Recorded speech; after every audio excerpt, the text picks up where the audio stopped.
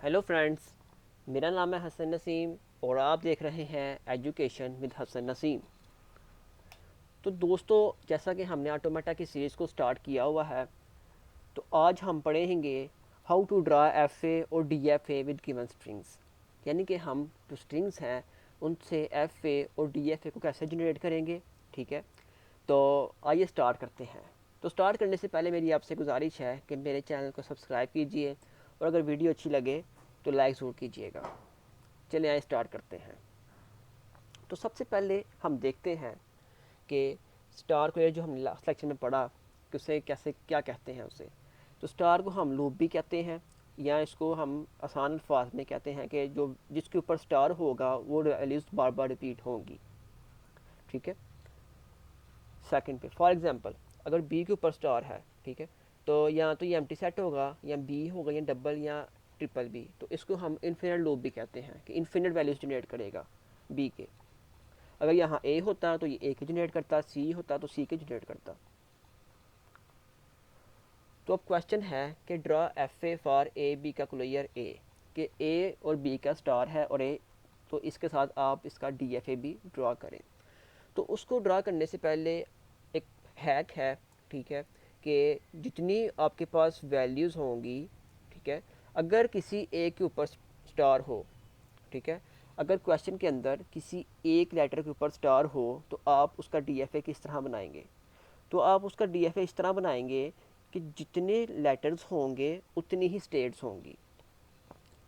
वैसे ए के लिए हम स्टार्टिंग स्टेट ले ली हमने, बी के लिए हमने वाई ले ली और ए के लिए हमने जेड ले ली।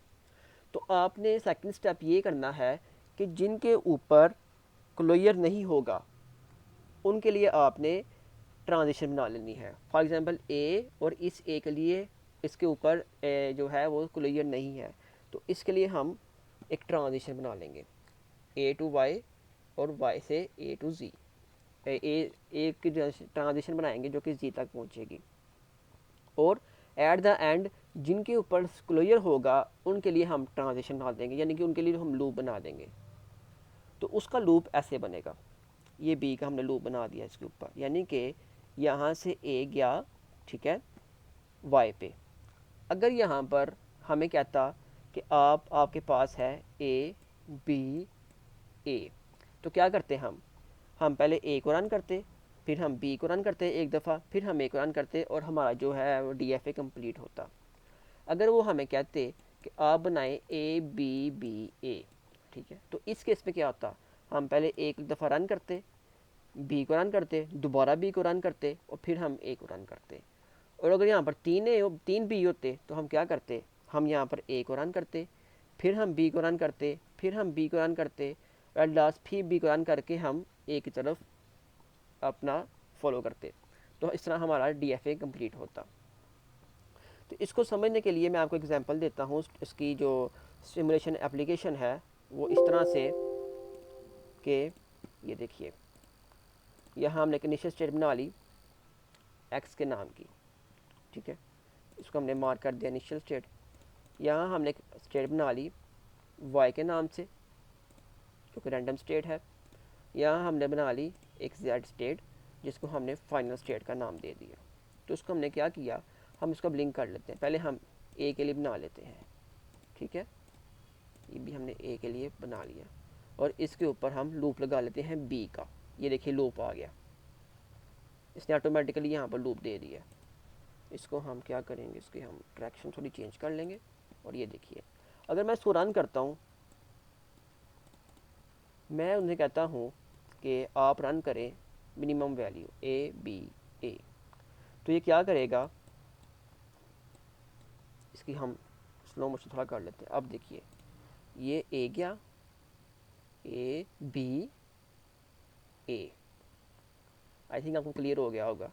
एक और एग्जांपल देता हूँ आपको, A trip four five A 5 times B और फिर ए, इसको रन करें तो ये कैसे रन करेगा, A B 1 time, B 1 time, B 3 time, B 4 time, B 5 time and then A. तो ये था इसका DFA। हम अगली एग्जांपल पे आते हैं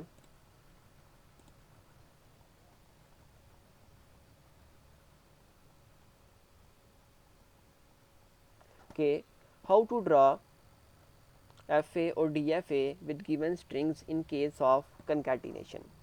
कि कंकैटिनेशन का अगर केस हो तो हम उसको किस तरीके से DFA बनाएंगे।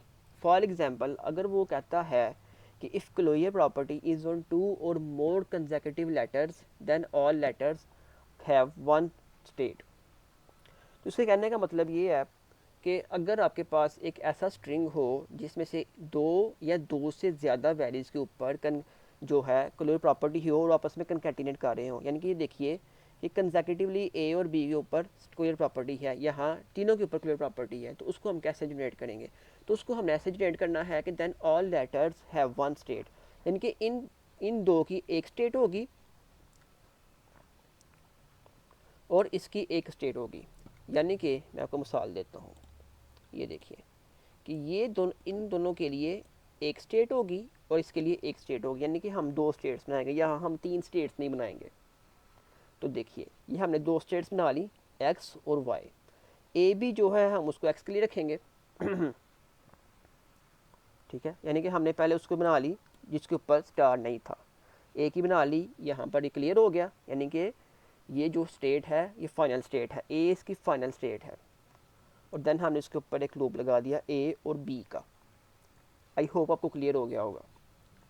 अगर हम इस केस की बात करें तो देखिए कि इन तीनों के ऊपर स्टार है, तो इसके लिए हम एक ही स्टेट यूज़ करेंगे, वही स्टार्टिंग होगी और वही फाइनल होगी। तो इसके लिए हम इसके ऊपर एक लूप लगा देंगे ए बी ए का। तो इसको हम कहेंगे कि ये जो है ए बी ए का होल क्लोजर भी है, इसको कहते हैं ए बी ए का होल क्लोजर। तो हम अगला देखते हैं मेथड कि अगर वो तो हमने पढ़ा कंकैटिनेशन वाला, अगर और ऑपरेटर यूज़ हो यानी कि प्लस ऑपरेटर यूज़ हो दो वैल्यूज़ के दरमियान, तो उसका हम DFA कैसे बनाएंगे। तो दोस्तों एक सिंपल सी एग्जांपल है ए प्लस बी, ये मिड टर्म में आपसे पूछा जा सकता है सवाल ये वाला हर यूनिवर्सिटी में ये ऑलमोस्ट बड़ा इंपॉर्टेंट सवाल होता है, जो कि इसमें स्टूडेंट्स गलत कर आते हैं, क्योंकि वो बड़े बड़े सवाल तो कर आते हैं लेकिन जो छोटी छोटी लॉजिक्स वाले सवाल होते हैं उनसे वो नहीं होते। तो ये देखिए इसको हम कैसे करेंगे कि हमारे पास यहाँ तो हम जानते हैं कि प्लस ऑपरेटर में दोनों में से कोई एक वैल्यू यूज़ होगी। इसको हम मोर सिंप्लीफाई कर लेते हैं कि ए का क्लोजर बी का क्लोजर, यानी कि इन दोनों के ऊपर क्लोजर है, लेकिन हमने इन दोनों में से किसी एक वैल्यू को जनरेट करना है, एक वैल्यू एक स्ट्रिंग जनरेट करनी है हमने इन दोनों से। तो उसके लिए हम ये करेंगे, जब भी इस तरह का कोई सवाल आएगा, ठीक है, कि दोनों के ऊपर क्लोजर है, ठीक है, तो उसके लिए आपने एक स्टेट ज़्यादा बनानी है और वो इनिशियल स्टेट होगी, जो ज़्यादा स्टेट होगी वो इनिशियल स्टेट होगी। फॉर एग्ज़ाम्पल कि हम ए और बी के लिए अलग अलग बना लेंगे, इनको हम फाइनल स्टेट लिखेंगे, ठीक है, क्योंकि अगर फ़र्ज़ करें ए को हम यूज़ करते हैं तो ये तो अगर हम ए को 10 बार भी जनरेट करें तो एट द एंड जो फाइनल स्टेट होगी वो ए की ही होगी, ठीक है। इसी तरह अगर हम बी को जनरेट करते हैं तो बी को अगर हम 2 दफ़ा करें, 3 दफ़ा करें, 4 दफ़ा करें, जितनी दफ़ा मर्ज़ी करें, लेकिन इसकी आखिरी स्टेट बी की ही होगी अच्छा, यहाँ पर जो हमने एक चीज़ यूज़ की वो है लम्डा, ठीक है। अब जानते हैं कि इसके ऊपर भी लम्डा है, इसके ऊपर भी लम्डा है, ठीक है। तो इसके लिए हम अलग अलग सी वैल्यू जनरेट कर लेंगे। ये लम्डा जो है वो ए के लिए है, ये जो लम्डा है वो बी के लिए है, ठीक है। इसको हम ऐसे जनरेट करेंगे। फॉर एग्ज़ाम्पल अगर हम कहते हैं कि हमें ए का क्लियर चाहिए तो हम ये लम्डा यूज़ करते हुए ए को यूज़ कर लेंगे। अगर हम कहते हैं हमें बी का क्लियर चाहिए तो हम ये लम्डा यूज़ करते हुए हम बी का क्लियर यूज़ कर लेंगे। लेकिन हम इनको एक साथ नहीं कर सकते, क्योंकि अगर हम इनको एक साथ करेंगे तो दोनों वैल्यूज़ जनरेट होने के चांसेस हैं, जिस वजह से हमने इसको अलग अलग रखा। तो दोस्तों ये एक बेसिक से कॉन्सेप्ट थे जो आपको DFA बनाने में बड़ी हेल्प करेंगे।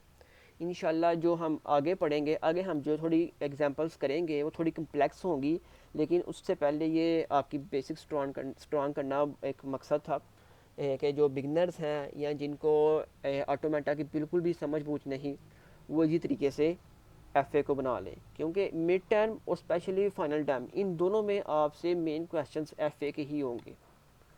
आपको 20 से जो 30% पेपर जो आना है वो एफ़ए का ही होता है, वो कोई भी पेपर हो आपका। आई होप आपको ये लेक्चर की समझ आई होगी, और अगर नहीं आई तो आप मुझे कमेंट बॉक्स में क्वेश्चन कर सकते हैं, और अगर कोई इम्प्रूवमेंट की ज़रूरत है तो आप मुझे गाइड कर सकते हैं। तो अपना ख्याल रखिएगा और मुझे अपनी दुआ में याद रखिएगा। Thank you.